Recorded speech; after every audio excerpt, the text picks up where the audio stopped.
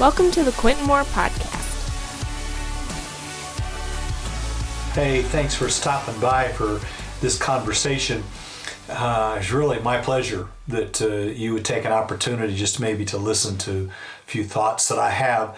And I've been pondering over the conversation that I'd like to have with you particularly, and that is, there's a great question asked that what is the best thing in life? What are the best things in life? And when you ask yourself that question, what's the most important or what's the best thing in my life, it begins to run to a lot of things, right?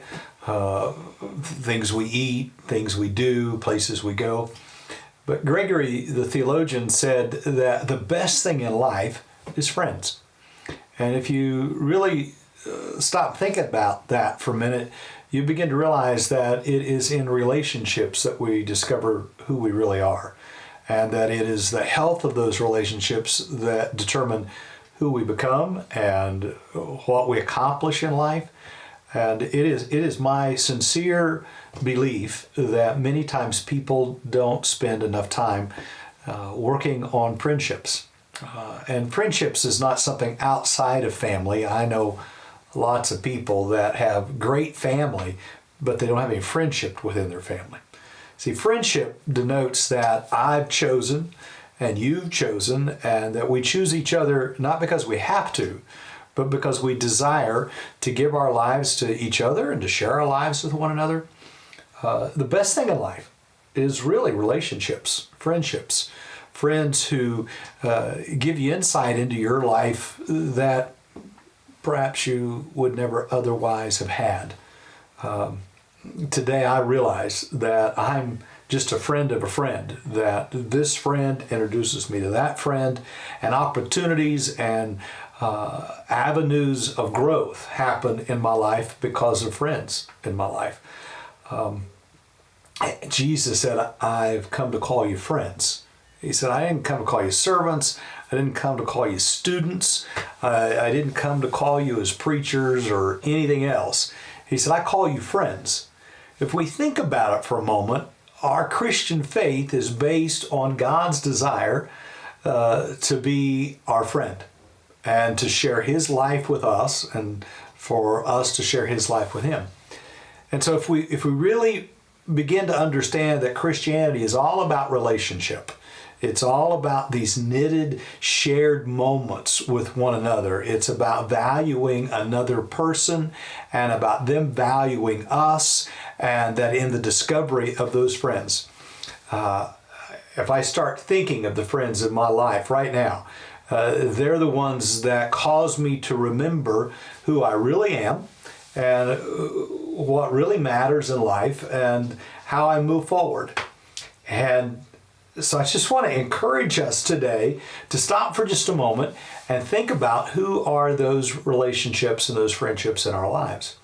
Every time that I experience a great moment, every time I see a great scene, every time I eat a great meal, every time I read a great book, I instantly think of somebody I want to share that with. I begin to think of this friend who likes traveling. I begin to think of this friend who likes food. I begin to think of this friend who likes reading about that. And I quickly want to share that experience with that friend. Because in the sharing of the experience with a friend, that experience becomes anchored forever in my life. Every time I see something beautiful, every time I see something that's inspiring or that is just motivating, I want to share it with somebody. Andrew went and got Peter because he wanted Peter to experience the Christ. Everything's about friendship.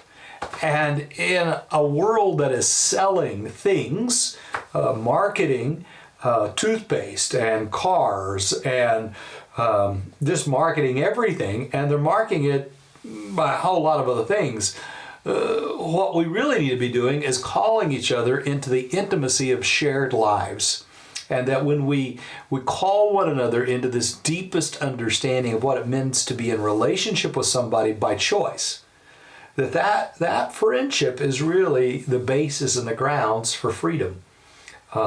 Because if I know someone is loving me freely, then they're bringing me out of the bondage of my own self-inflicted limitations.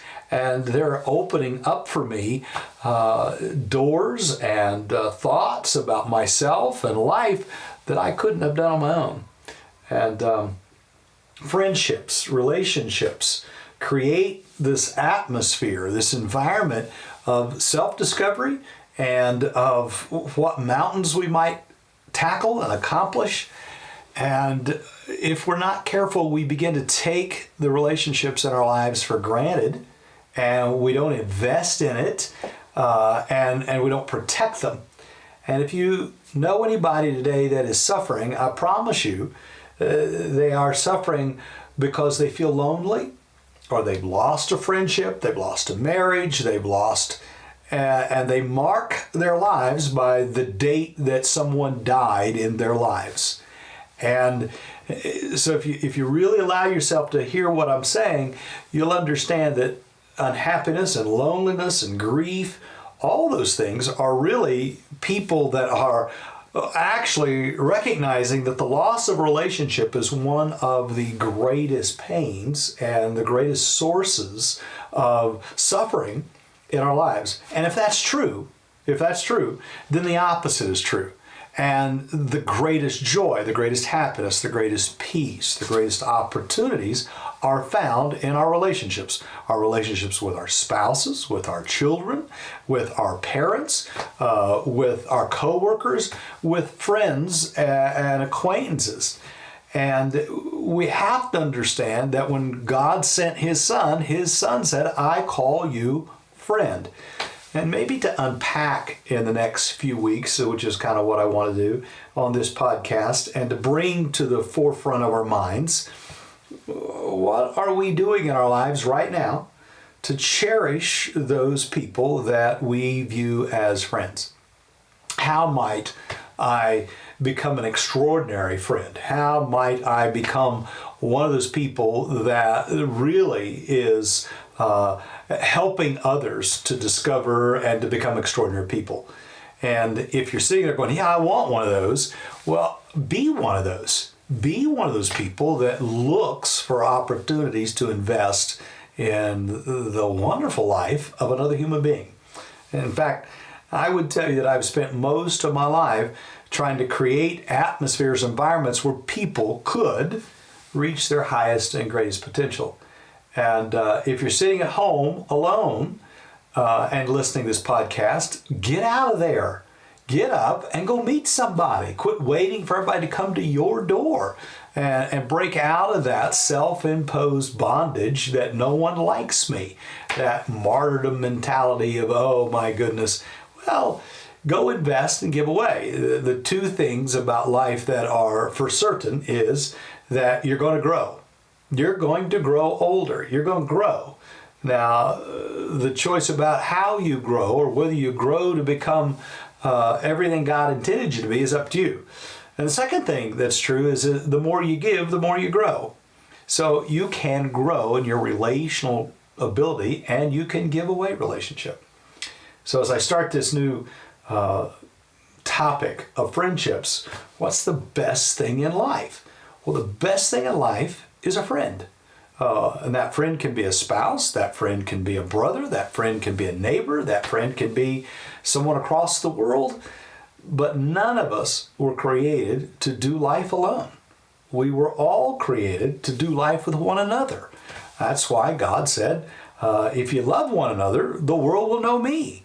It's because friendship is that space between two individuals. And when two individuals fill that space, you discover this great being that you and I call God or love. And you never experience the fullness of love alone. That has to be done with friends. So here we are in February of this year, and it's just the top part of my mind is that if you want the next part of the year to be extraordinary, then don't do it alone. Andrew went and got Peter. James and John traveled together. Paul and Silas traveled together. And he sent them out 2 by 2 because it's in the strength of relationship that you discover the reality of who God created you to be. I wished I was here talking to one of my best friends, is Terry, and Terry has invested so much in me, and I hope I've invested a little bit back into him. And the two of us have celebrated life together. We've suffered pains together, but in the reality of all of it, we've helped one another to discover the gifts and the talents and the callings in our lives. So Annie is just my very, very best friend. So your friends can be spouses, they can be brothers, they can be neighbors, but you got to have them. And so if you listen to the podcast, here's the homework. Get up and go call a friend. Go have a cup of coffee with a friend. Write a note and tell them why they're your friend. Encourage them, and do it every day. Do it every week. So what's the best thing in life? It's friends. So I'm Quintin Moore. This is a podcast. I'm trying to keep it very conversational. I've taught and preached on this for years. You can jump over to my blog, quintinmoore.com, and I've been blogging about friends the last week or two, and you can read some of that there. You can catch this podcast, share it with somebody, would you? I'd love to hear your comments. I know you can email me and ask me questions, and maybe in the next week or two I'll try to answer any question you might have about this topic or any other. These teachings I do are always available. fathershouse.net. You'll catch it and pick it up there. So thanks for stopping by. I'm intentionally keeping these to about 10 or 12 minutes so that you can catch it. You can go take a jog, you can go tan, you can drive down and get a cup of coffee, and you can hear this. Now remember, the best thing in life are friends. Peace. Thanks for listening to this episode of the Quintin Moore Podcast. You can connect with Quintin online at quintinmoore.com or on social media using @BishopQuintin.